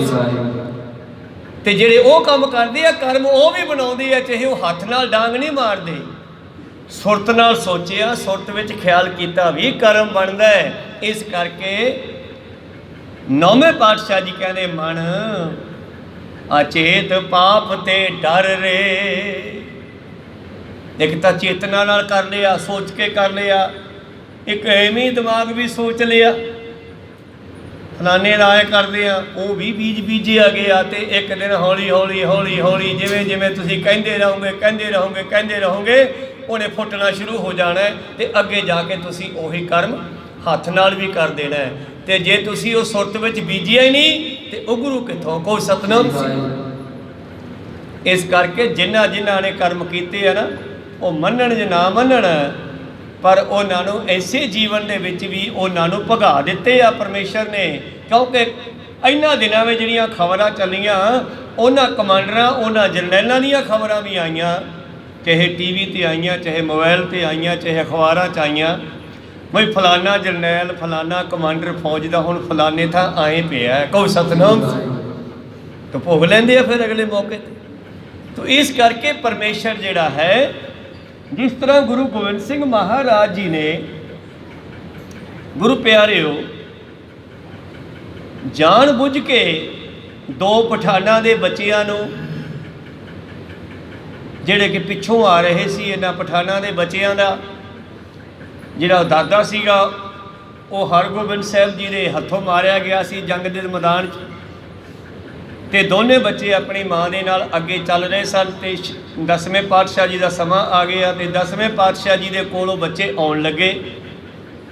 ਤੇ ਗੁਰੂ ਗੋਬਿੰਦ ਸਿੰਘ ਜੀ ਉਹਨਾਂ ਬੱਚਿਆਂ ਨੂੰ ਕਹਿੰਦੇ ਵੀ ਆਪਾਂ ਸਾਰ ਪਾਸਾ ਖੇਡਿਆ ਕਰੋ ਮੇਰੇ ਨਾਲ, ਮੈਂ ਤੁਹਾਨੂੰ 5 ਰੁਪਏ ਰੋਜ਼ ਦਿਆ ਕਰੂੰਗਾ। ਕਹੋ ਸਤਨਾਮ। ਤੇ ਗੁਰੂ ਪਿਆਰਿਓ, ਪਾਤਸ਼ਾਹ ਨੇ ਉਹਨਾਂ ਨੂੰ ਪੈਸੇ ਦੇਣੇ ਤੇ ਹੱਥ ਨੇ ਜਾਂਦਿਆਂ ਨੂੰ ਕਹਿਣਾ, ਉਹ ਵੀ ਕਾਹਦਾ ਪਿਓ ਦਾ ਪੁੱਤ ਹੈ ਜਿਹੜਾ ਆਪਣੇ ਦਾਦੇ ਪਿਓ ਦਾਦੇ ਦਾ ਬਦਲਾ ਨਾ ਲਵੇ। ਕਹੋ ਸਤਨਾਮ। ਉਹ ਜਵਾਕਾਂ ਨੇ ਘਰੇ ਜਾ ਕੇ ਕਹਿਣਾ ਵੀ ਨਾਲੇ ਸਾਨੂੰ ਸਾਰ ਪਾਸਾ ਕਢਾਉਂਦੇ, ਨਾਲੇ ਰਾਜ ਸਾਨੂੰ 5 ਰੁਪਏ ਦਿੰਦੇ ਆ ਰੋਜ਼ ਦੇ। ਤੇ ਆਉਂਦਿਆਂ ਨੂੰ ਆਏ ਕਹਿੰਦੇ ਆ, ਮਾਂ ਨੂੰ ਪਤਾ ਸੀਗਾ ਵੀ ਇਹਨਾਂ ਦੇ ਦਾਦੇ ਹੱਥੋਂ ਸਾਡੇ ਬੱਚਿਆਂ ਦਾ ਦਾਦਾ ਮੇਰਾ ਸਹੁਰਾ ਮਰਿਆ। ਕਹੋ ਸਤਨਾਮ। ਮਾਂ ਕਹਿੰਦੀ ਛੱਡੋ, ਇਸ ਪਾਸੇ ਨਾ ਖਿਆਲ ਕਰਿਓ। ਤੇ ਜਦੋਂ ਪਾਤਸ਼ਾਹ ਨੇ ਕਹਿੰਦੇ ਕਈ ਵਾਰੀ ਇਹਨਾਂ ਨੂੰ ਕਿਹਾ, ਜਦੋਂ ਇਹਨਾਂ ਨੇ ਖੇਡਣਾ ਨਾਲ, ਨਾਲੇ 5 ਰੁਪਏ ਦੇਣੇ, ਨਾਲੇ ਐ ਕਹਿ ਦੇਣਾ। ਇੱਕ ਦਿਨ ਕਹਿੰਦੇ ਸਾਡੇ ਕੋਲ ਸ਼ਸਤਰ ਹੈ ਨਹੀਂ, ਬਦਲਾ ਤਾਂ ਅਸੀਂ ਲੈ ਲਈਏ। ਪਤਾ ਉਹਨਾਂ ਨੂੰ ਵੀ ਸੀਗਾ ਵੀ ਸਾਡੇ ਦਾਦੇ ਨੂੰ ਇਹਨਾਂ ਦੇ ਦਾਦੇ ਨੇ ਮਾਰਿਆ। ਕਹੋ ਸਤਨਾਮ। ਤੇ ਕਹਿੰਦੇ ਕੁਦਰਤੀ 2 ਖੰਜਰ ਆਏ ਸੀਗੇ ਇੱਕੋ ਜਿਹੇ ਵਧੀਆ। ਤੇ ਪਾਤਸ਼ਾਹ ਕਹਿੰਦੇ ਆ ਲੋ ਸਾਨੂੰ ਸ਼ਸਤਰ ਦਈਏ, ਉਹ ਸੁੰਦਰ ਬੜੇ ਆ। ਕਹੋ ਸਤਨਾਮ। ਤੇ ਉਹਨਾਂ ਨੂੰ ਖੰਜਰ ਵੀ ਦੇ ਦਿੱਤੇ। ਰੋਜ਼ ਕਿਸੇ ਪਠਾਨ ਦੇ ਬੱਚੇ ਨੂੰ ਕੋਈ ਕਹੀ ਜਾਵੇ ਤੇ ਪਠਾਨ ਇਹਨੂੰ ਗਾਲ ਸਮਝਦਾ ਤੇ ਗੁੱਸਾ ਬੜਾ ਆਉਂਦਾ ਪਠਾਨਾਂ ਨੂੰ। ਤੇ ਕਹਿੰਦੇ ਇੱਕ ਦਿਨ ਫਿਰ ਉਹਨਾਂ ਨੇ ਦਾਜਾ ਬਣਾਇਆ ਤੇ ਪਾਤਸ਼ਾਹ ਕਹਿੰਦੇ ਪਏ ਆ ਤੇ ਇਹ ਵੀ ਆ ਗਏ ਤੇ ਖੰਜਰ ਵੀ ਇਹਨਾਂ ਦੇ ਹੱਥ 'ਚ ਹੀ ਰੱਖਣ ਲੱਗੇ ਹੁਣ। ਤੇ ਕਹਿੰਦੇ ਜਾਂਦਿਆਂ ਇਹਨਾਂ ਨੇ ਇੱਕ ਖੰਜਰ ਪਾਤਸ਼ਾਹ ਜੀ ਦੀ ਬੱਖੀ 'ਚ ਮਾਰਿਆ। ਤੇ ਜਿਸ ਵੇਲੇ ਉਹ ਮਾਰਨ ਲੱਗਿਆ ਤੇ ਪਾਤਸ਼ਾਹ ਵੀ ਜਾਗਦੇ ਸੀ, ਸੁੱਤੇ ਨਹੀਂ ਸੀਗੇ।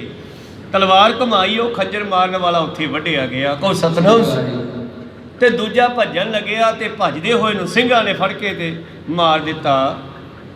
ਤੇ ਇੱਕ ਸਿੰਘ ਨੇ ਉਸ ਨੂੰ ਵੱਡੇ ਪਏ ਨੂੰ ਕਈ ਤਲਵਾਰਾਂ ਮਾਰੀਆਂ। ਪਾਤਸ਼ਾਹ ਉਹਨੂੰ ਕਹਿੰਦੇ ਓਏ ਤੂੰ ਮਰੇ ਹੋਏ ਨੂੰ ਕਿਉਂ ਮਾਰਿਆ? ਕਹਿੰਦੇ ਮਾਰਿਆ ਗਾਹਾਂ ਨੂੰ ਪਤਾ ਲੱਗ ਜੂ ਇਹਨਾਂ ਲੋਕਾਂ ਨੂੰ ਮੈਂ ਸਿੰਘਾਂ ਦੇ ਕਿਵੇਂ ਹਮਲਾ ਕਰੀਦਾ। ਆ ਜਿਹੜਾ ਬੱਕਰਾ ਵੱਢਦੇ ਆ ਨਾ ਹਜੂਰ ਸਾਹਿਬ, ਇਹ ਉਸ ਦੀ ਨਿਸ਼ਾਨੀ ਹੈ। ਦੁਸ਼ਹਿਰੇ ਵਾਲੇ ਦਿਨ ਕਹਿੰਦੇ ਉਹ ਚੀਜ਼ ਯਾਦ ਕਰਦੇ ਹੈ ਜੋਸ਼ ਦੇ ਵਿੱਚ ਆ ਕੇ ਸਿੰਘ, ਬਈ ਕਿਵੇਂ ਪਠਾਨ ਬੱਚੇ ਨੇ ਖੰਜਰ ਮਾਰਿਆ ਸੀਗਾ ਤੇ ਕਿਵੇਂ ਸਿੰਘਾਂ ਨੇ ਜਾਂਦਿਆਂ ਨੂੰ ਝਟਕਾ ਦਿੱਤਾ ਸੀ। ਕਹੋ ਸਤਨਾਮ। ਤਾਂ ਇਸ ਕਰਕੇ ਗੁਰੂ ਪਿਆਰਿਓ, ਕ੍ਰਿਸ਼ਨ ਜੀ ਨੇ ਇੱਕ ਸ਼ਿਕਾਰੀ ਦਾ ਤੀਰ ਖਾ ਕੇ ਸਰੀਰ ਤੇ ਆ ਗਿਆ। ਕਹੋ ਸਤਨਾਮ। ਇਹ ਹੈ ਤਾਂ ਗੁੱਜੀਆਂ ਰਮਜਾਂ, ਮੈਂ ਇਹਨਾਂ ਦਾ ਭੇਦ ਵਾਲਾ ਨਹੀਂ ਜਾਣਦਾ, ਪਰ ਹੈ ਵਿੱਚ ਕੋਈ ਰਮਜ ਦੇ ਵਿੱਚ ਰਮਜ। ਕਹੋ ਸਤਨਾਮ ਸੀ। ਤੇ ਉਸ ਖੰਜਰ ਦੇ ਵੱਜਣ ਤੋਂ ਬਾਅਦ ਚਲੋ ਜ਼ਖਮ ਸਿਉਂਤਾ ਤੇ ਕੁਝ ਦਿਨ ਪਾਤਸ਼ਾਹ ਰਹੇ ਤੇ ਫਿਰ ਸਾਰੀ ਐਕਟੀਵਿਟੀ ਕੀਤੀ। ਗੁਰੂ ਗ੍ਰੰਥ ਸਾਹਿਬ ਜੀ ਨੂੰ ਗੁਰਤਾ ਗੱਦੀ ਦਿੱਤੀ। ਫਿਰ ਜਿਹੜਾ ਸੀਗਾ ਵੇਖ ਮਿਲਣ ਵਾਸਤੇ ਆਇਆ ਬਹਾਦਰ ਸ਼ਾਹ, ਤੇ ਪਾਤਸ਼ਾਹ ਦੇ ਸਾਹਮਣੇ 9 ਟੰਕ ਦੇ ਵੱਡੇ ਕਮਾਨ ਪਏ ਆ। ਤੇ ਉਹਦੇ ਸਿਪਾਹੀ ਦੇਖ ਕੇ ਹੈਰਾਨ ਹੋਏ ਵੀ ਐਡੇ ਕਮਾਨ ਕੌਣ ਚਲਾ ਸਕਦਾ ਹੈ? ਪਾਤਸ਼ਾਹ ਕਹਿੰਦੇ ਅਸੀਂ ਚਲਾਉਣੇ ਆ। ਲਿਆ ਸਿੱਖਾ ਕਮਾਨ ਚੱਕ ਕੇ 9 ਨੂੰ ਟੰਕਦੇ 18 ਟੰਕਦੇ ਹੋ ਗਏ, ਇੱਕ ਨਹੀਂ ਦੋਨੇ ਕਮਾਨ ਖਿੱਚ ਲਏ। ਕਹੋ ਸਤਨਾਮ। ਤੇ ਦੋਹਾਂ ਤੇ ਤੀਰ ਚੜਾ ਕੇ ਛੱਡਿਆ ਤੇ ਜ਼ਖਮ ਦੁਬਾਰਾ ਖੁੱਲ ਗਿਆ। ਪੱਟੀ ਕਰਨ ਦੀ, ਜ਼ਖਮ ਸਿਉਣ ਦੀ ਕੋਸ਼ਿਸ਼ ਕੀਤੀ ਬਹਾਦਰ ਸ਼ਾਹ ਨੇ। ਜਰਾਹ ਨੂੰ ਬੁਲਾ ਕੇ ਪਾਤਸ਼ਾਹ ਕਹਿੰਦੇ ਨਹੀਂ, ਹੁਣ ਸਾਡਾ ਜਾਣ ਦਾ ਸਮਾਂ ਆ ਗਿਆ, ਅਸੀਂ ਇਸੇ ਬਹਾਨੇ ਜਾਣਾ ਸੀ। ਕਹੋ ਸਤਨਾਮ। ਤੋ ਇਸ ਕਰਕੇ ਗੁਰੂ ਪਿਆਰੋ ਪਰਾ ਲਵਲ ਜਿਹੜੀ ਹੈ, ਚਲੋ ਇਹ ਤਾਂ ਗੁਰਮਤ ਵੱਲ ਗੱਲ ਚੱਲੀ ਗਈ, ਪਰ ਜੇ ਰਾਜੇ ਹਨ ਉਹ ਪਰਾ ਲਵ ਤਪੋ ਰਾਜ ਮਿਲਦਾ, ਰਾਜ ਵਿੱਚ ਆ ਕੇ ਫਿਰ ਕਿਰਿਆਮਾਨ ਕਰਦੇ ਆ, ਪੁੱਠੇ ਕੰਮ ਕਰਦੇ ਆ, ਜਨਤਾ ਦਾ ਭਲਾ ਨਹੀਂ ਸੋਚਦੇ।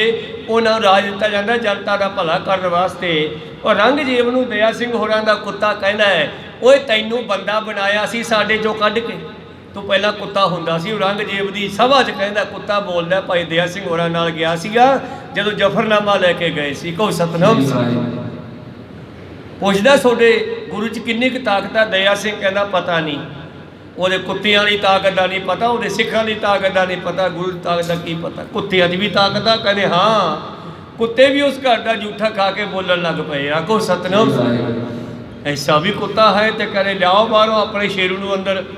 ਕਿ ਉਹ ਕੁੱਤਾ ਅੰਦਰ ਲਿਆਂਦਾ, ਕਹਿੰਦੇ ਵੀ ਰੰਗਜੀਤ ਪੁੱਛਦਾ ਕੁਛ, ਫਿਰ ਬੋਲ ਪਿਆ, ਕਹਿੰਦੇ ਭਲਿਆ ਮਾਨਸਾ, ਓਏ ਤੈਨੂੰ ਸਾਡੇ ਚੋਂ ਕੱਢ ਕੇ ਬੰਦਾ ਬਣਾਇਆ ਵੀ ਜਨਤਾ ਨੂੰ ਸੁੱਖ ਦੇਈ, ਪਰ ਤੈਨੂੰ ਰਾਜ ਕਰਨਾ ਨਹੀਂ ਆਇਆ, ਹੁਣ ਤੂੰ ਵਾਪਸ ਸਾਡੇ 'ਚ ਹੀ ਆ ਜਾ ਦੁਬਾਰੇ।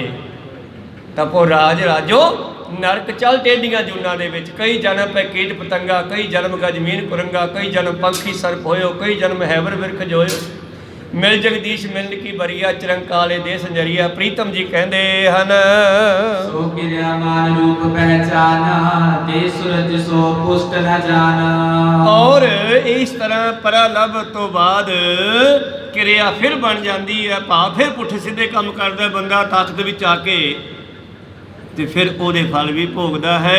ਅੱਜ ਦੀਆਂ ਸਰਕਾਰਾਂ ਜੇ ਨੁਕਸਾਨ ਕਰਨਗੀਆਂ ਜਨਤਾ ਦਾ, ਇਹ ਵੀ ਸਾਨੂੰ ਭੋਗਦੀਆਂ ਦਿਸਣਗੀਆਂ। ਕਹੋ ਸਤਨਾਮ। ਕਿਉਂਕਿ ਪਰਮੇਸ਼ਰ ਦਾ ਵਿਧਾਨ ਹੈ ਜਿਹੜਾ, ਉਹ ਬਦਲਦਾ ਨਹੀਂ ਕਦੇ ਵੀ। ਪਰਮੇਸ਼ਰ ਦਾ ਨਿਯਮ ਕਦੇ ਵੀ ਬਦਲਦਾ ਨਹੀਂ। ਇੱਕ ਤਿਲ ਨਹੀਂ ਭੰਨੈ ਘਾਲੇ, ਤਿਲ ਜਿੰਨੀ ਕੀਤੀ ਸੇਵਾ ਤੇ ਤਿਲ ਜਿੰਨਾ ਕਿਸੇ ਦਾ ਦੁਖਾਇਆ ਦਿਲ, ਦੋਨਾਂ ਦੀ ਸਜ਼ਾ ਮਿਲਦੀ ਹੈ ਤੇ ਦੋਨਾਂ ਦਾ ਫਲ ਮਿਲਦਾ ਹੈ। ਕਹੋ ਸਤਨਾਮ। ਇਸ ਕਰਕੇ ਗੁਰੂ ਕਿਰਪਾ ਕਰਨ, ਸਜ਼ਾ ਵਾਲਿਆਂ ਨੂੰ ਸਜ਼ਾ ਮਿਲਦੀ ਹੈ ਤੇ ਸੇਵਾ ਕਰਨ ਵਾਲਿਆਂ ਨੂੰ ਤਿਲ ਜਿੰਨੀ ਵੀ ਕੀਤੀ ਸੇਵਾ ਦਾ ਫਲ ਮਿਲਦਾ ਹੈ। ਪ੍ਰੀਤਮ ਜੀ ਕਹਿੰਦੇ ਇਸ ਤਰ੍ਹਾਂ ਇਹਨੂੰ ਕਿਰਿਆਮਾਨ ਸਮਝੋ। ਪ੍ਰਲਭ ਤੋਂ ਕਿਰਿਆ, ਕਿਰਿਆ ਤੋਂ ਪ੍ਰਲਭ, ਪ੍ਰਲਭ ਤੋਂ ਕਿਰਿਆ, ਬਸ ਇਹੀ ਜੰਮਣ ਮਰਨ ਦੇ ਵਿੱਚ ਪਾਈ ਰੱਖਦਾ ਹੈ। ਜੇ ਅਰੋਗ ਸੋ ਪੁਸ਼ਟ ਵਡੇਰੀ, ਕਿਸੇ ਪ੍ਰਕਾਰ ਜੁਗਤ ਲਿਓ ਹੇਰੀ। ਇਸ ਕਰਕੇ ਦੇਹ ਸਰੋਜ ਸੋ ਪੁਸ਼ਟ ਨਾ ਜਾਣ।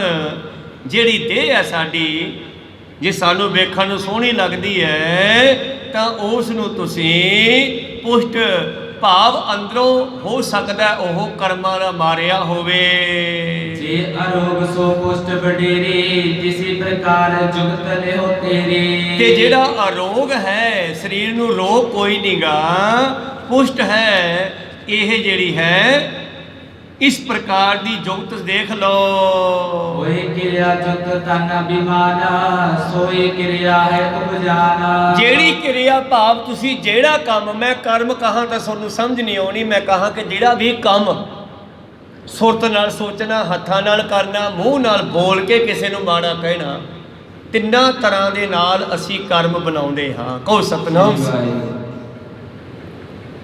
ਜਿਹੜਾ ਕਰਮ ਤੁਸੀਂ ਹੰਕਾਰ ਨਾਲ ਮਿਲ ਕੇ ਕੀਤਾ ਹੈ, ਉਹਨੇ ਜ਼ਰੂਰ ਉਗਰਨਾ ਹੈ ਤੇ ਤੁਹਾਨੂੰ ਸਜ਼ਾ ਉਸ ਨੂੰ ਮਿਲਣੀ ਹੈ, ਜਿਹਨੇ ਇਹ ਕਿਰਿਆ ਹੰਕਾਰ ਨਾਲ ਮਿਲ ਕੇ ਕੀਤੀ ਹੈ।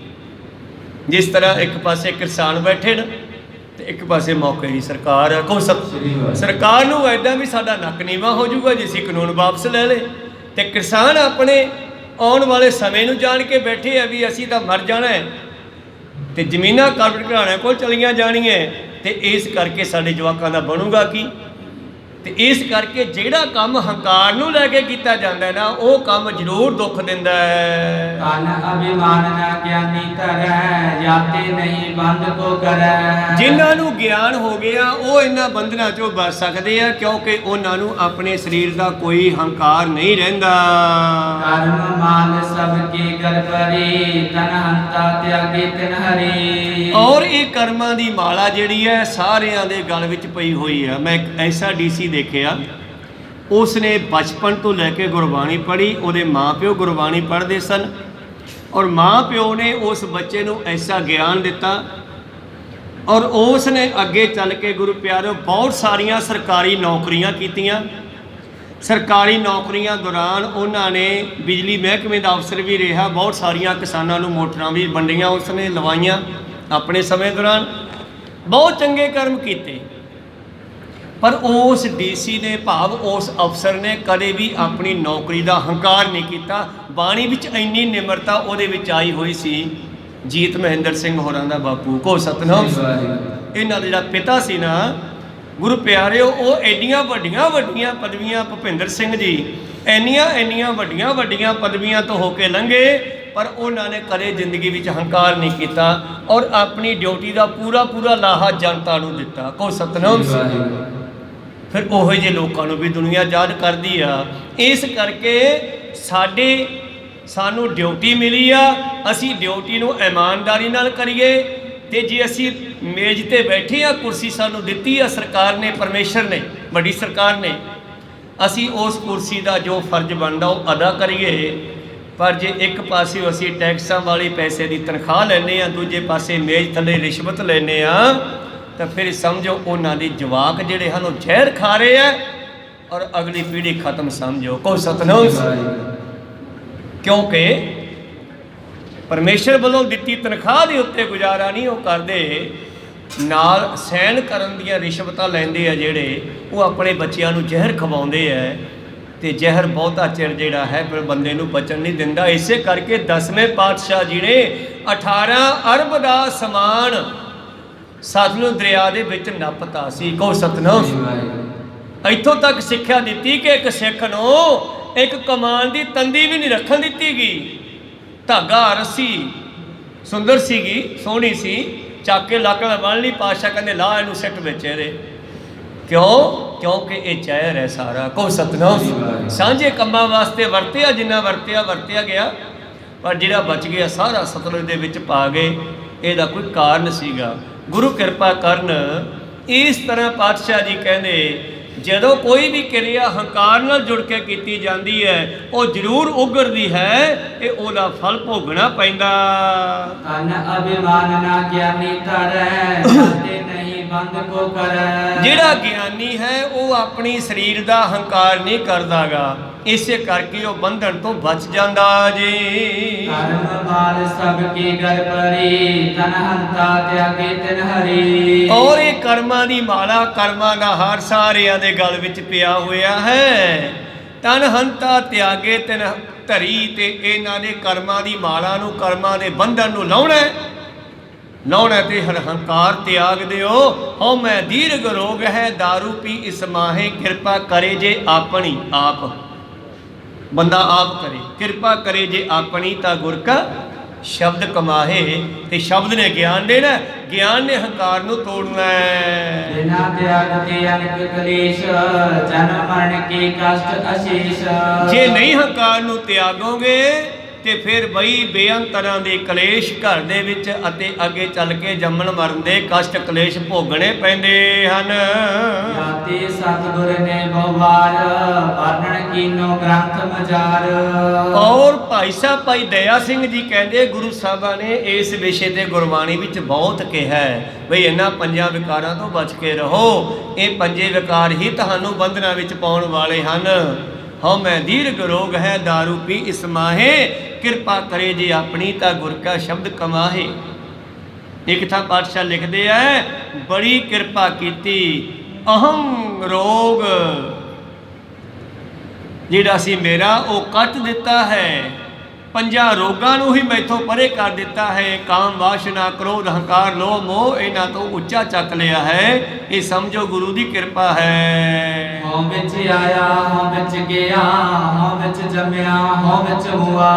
ਹਾਂ ਯਾਦ ਆਇਆ ਸਾਡੀ ਵਾਰ ਦਾ ਵਚਨ ਕਿ ਮਨੁੱਖ ਹੰਕਾਰ ਦੇ ਵਿੱਚ ਹੀ ਆਉਂਦਾ ਹੈ, ਹੰਕਾਰ ਵਿੱਚ ਹੀ ਜਾਂਦਾ ਹੈ, ਹੰਕਾਰ ਵਿੱਚ ਹੀ ਭਟਕਦਾ ਹੈ, ਹੰਕਾਰ ਵਿੱਚ ਹੀ ਜੰਮਦਾ ਤੇ ਹੰਕਾਰ ਵਿੱਚ ਹੀ ਮਰਦਾ ਹੈ। ਹੰਕਾਰ ਦੇ ਵਿੱਚ ਹੀ ਮਰਦਾ ਤੇ ਹੰਕਾਰ ਵਿੱਚ ਹੀ ਜੰਮਦਾ ਹੈ। ਗੁਰਬਾਣੀ ਦੇ ਬਚਨ ਹਨ। इति आदिक कछ गिने न जाहे कहो देहंता कर नाहे। ਤਾਂ ਇਹੋ ਜਿਹੇ ਕਿੰਨੇ ਸ਼ਬਦ ਗੁਰਬਾਣੀ ਵਿੱਚ ਪਏ ਹਨ, ਮੈਂ ਤੁਹਾਨੂੰ ਗਿਣ ਕੇ ਦੱਸ ਨਹੀਂ ਸਕਦਾਗਾ। ਇਸ ਕਰਕੇ ਕਿਹਾ ਕਿ ਸਰੀਰ ਦਾ ਹੰਕਾਰ ਨਾ ਕਰੋ। ਇਹ ਬਸ ਅਗਲੀ ਘੜੀ ਪਤਾ ਨਹੀਂ ਆਪਾਂ ਨੂੰ ਮਿਲੇ ਜਾਂ ਨਾ ਮਿਲੇ। अनहंता में सब उत्पात दुख प्राप्त पुन पुन पुछतात। ਬਸ ਸਰੀਰ ਦਾ ਹੰਕਾਰ ਹੀ ਬੰਦੇ ਨੂੰ ਟੇਢੀਆਂ ਜੂਨਾਂ ਵਿੱਚ ਲੈ ਕੇ ਜਾਂਦਾ ਹੈ। ਸਰੀਰ ਦਾ ਹੰਕਾਰ ਹੀ ਲੜਾਈਆਂ ਝਗੜੇ ਉਤਪਾਤ ਪੈਦਾ ਕਰਦਾ ਹੈ। ਸਰੀਰ ਕੁਰਸੀ ਤੇ ਬੈਠਾ ਹੈ ਤੇ ਕੁਰਸੀ ਦੇ ਨਾਲ ਫਿਰ ਬਹੁਤ ਸਾਰੀ ਫੌਜ ਜੁੜੀ ਹੋਈ ਹੈ। ਬਸ ਉਹ ਕੁਰਸੀ ਦਾ ਹੰਕਾਰ ਹੈ ਨਾ, ਕੁਰਸੀ ਤੇ ਬੈਠੇ ਅਫਸਰ ਨੂੰ, ਕੁਰਸੀ ਤੇ ਬੈਠੇ ਰਾਜਨੇਤਾ ਨੂੰ, ਕੁਰਸੀ ਤੇ ਬੈਠੇ ਮੰਤਰੀ ਸੰਤਰੀ ਨੂੰ ਹੰਕਾਰ ਹੋ ਗਿਆ ਬਈ ਮੇਰੇ ਨਾਲ ਇੰਨੀ ਫੌਜ ਆ, ਮੈਂ ਜੋ ਕਰਾਂ ਹੋਊਗਾ। ਪਰ ਉਹਨੂੰ ਇਹ ਨਹੀਂ ਦਿਸਦਾ ਕਿ ਜਨਤਾ ਬਿਲਕ ਰਹੀ ਹੈ ਕਿ ਤੂੰ ਗਲਤ ਕਰ ਰਿਹਾ ਹੈ, ਕਿਉਂਕਿ ਮਾਇਆ ਧਾਰੀ ਅਤ ਅੰਨਾ ਬੋਲਾ ਸ਼ਬਦ ਨਾ ਸੁਣੀ ਬਹੁ ਰੋਲ ਕਚੋਲਾ। जन्म असंख इसी ते तरह अप्रमाण संकट ते मरै। ਬਸ ਅਸੰਖਾ ਹੀ ਜਨਮ ਫਿਰ ਭੋਗਦਾ ਹੈ, ਅਪਰਮਾਣ ਗਿਣਤੀ ਤੋਂ ਬਾਹਰ ਹੈ। ਫਿਰ ਕਿੰਨੇ ਦੁੱਖ ਸੰਕਟ ਭੋਗਣੇ ਪੈਂਦੇ ਹਨ। ममता आद विकार अनेक तनहंता जगती अविवेक। ਔਰ ਮਮਤਾ ਦੇ ਵਿੱਚੋਂ ਬਹੁਤ ਵਿਕਾਰ ਪੈਦਾ ਹੁੰਦੇ ਆ। ਸਰੀਰ ਦੇ ਹੰਕਾਰ ਚੋਂ ਵਿਕਾਰ ਪੈਦਾ ਹੁੰਦੇ ਆ। ਜੰਤੀ ਅਵਿਵੇਕ, ਸਰੀਰ ਦੇ ਹੰਕਾਰ ਚੋਂ ਅਗਿਆਨਤਾ ਪੈਦਾ ਹੁੰਦੀ ਹੈ, ਜਨਮ ਲੈਂਦੀ ਆ। जिस जन पर होवे गुर करना तनहंता को करी पर हरना। ਇਹ ਤਾਂ ਬਈ ਗੁਰੂ ਕਿਰਪਾ ਕਰੇ ਤੇ ਆਪਣੇ ਸਰੀਰ ਦਾ ਹੰਕਾਰ ਨਾ ਕਰੀਏ। ਕਹੋ ਸਤਨਾਮ। ਨਾ ਸੁੰਦਰਤਾ ਦਾ, ਨਾ ਸਰੀਰ ਦਾ, ਨਾ ਪਦਵੀ ਦਾ ਹੰਕਾਰ ਕਰੀਏ। ਇਹ ਸ਼ੁਕਰ ਕਰੋ ਕਿ ਸਤਿਗੁਰ ਨੇ ਕੋਈ ਡਿਊਟੀ ਬਖਸ਼ੀ ਆ, ਕੋਈ ਸੇਵਾ ਬਖਸ਼ੀ ਆ ਜਨਤਾ ਦੀ ਸੇਵਾ ਕਰਨ ਵਾਸਤੇ। ਕਹੋ ਸਤਨਾਮ। ਰੋਜੀ ਰਿਜ਼ਕ ਦਾ ਬਹਾਨਾ ਵੀ ਬਣਾਇਆ ਹੈ ਤੇ ਜਨਤਾ ਦੀ ਸੇਵਾ ਕਰਨ ਵਾਸਤੇ ਨੂੰ ਕੁਰਸੀ ਵੀ ਦਿੱਤੀ ਆ।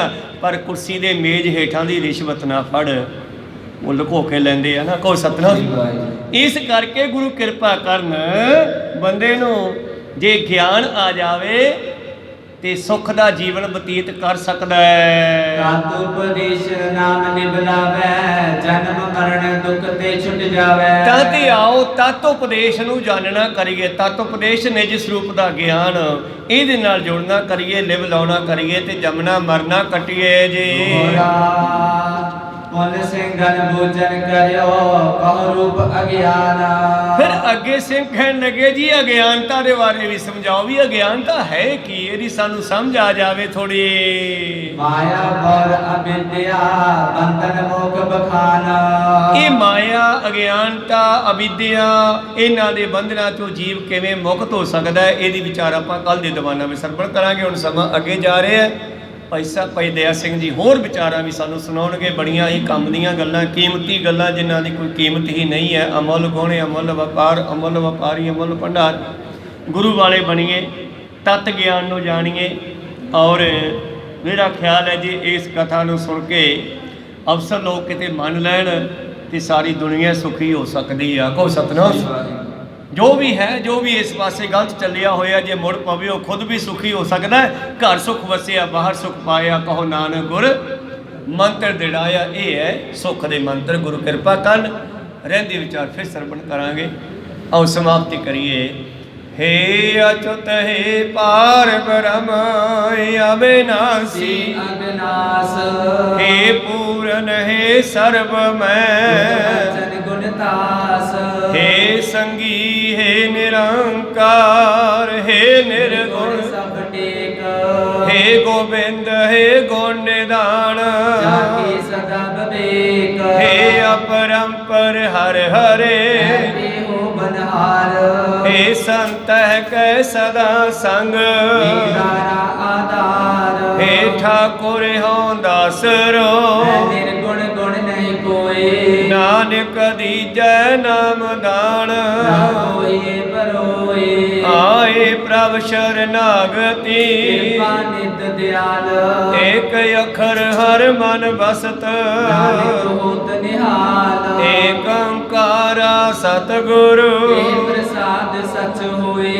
वाहिगुरु जी की फतेह है। विघ्न विनाशन सोए। वाहिगुरु जी की फतेह। ਫਤਿਹ ਹੈ।